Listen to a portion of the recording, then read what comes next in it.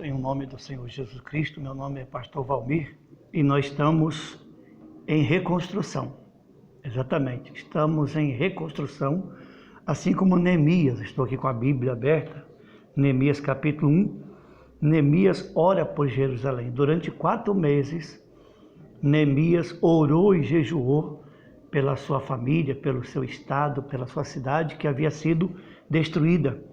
Diz o livro de Neemias que veio, Neemias capítulo 1, versículo 2, veio Anami, um dos meus irmãos, com alguns de Judá. Então lhes perguntei pelos judeus que escaparam e que não foram levados para o exílio acerca de Jerusalém.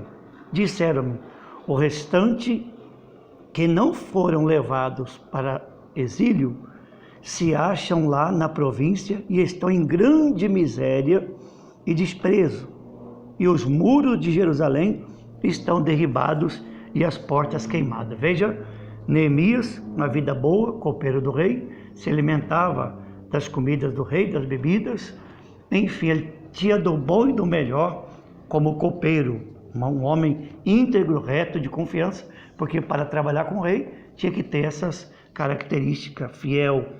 Então ele, tendo ouvido isso, essas palavras, no verso 4 de Neemias 1, tendo ouvido estas palavras, ausentei-me, chorei e lamentei por alguns dias e estive jejuando e orando perante o Deus dos céus. Veja só. Então ele não aceitou aquela situação. Você, como se encontra a sua família? Que notícia tem tido você da sua casa, da sua família? Quando Neemias soube que estava em vergonha e humilhação, então ele orou ao Deus dos céus.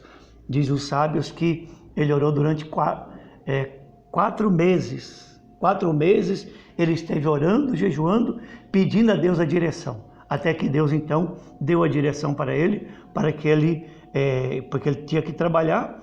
E ele então, diante do rei, o rei perguntou: por que estás tristes o teu rosto?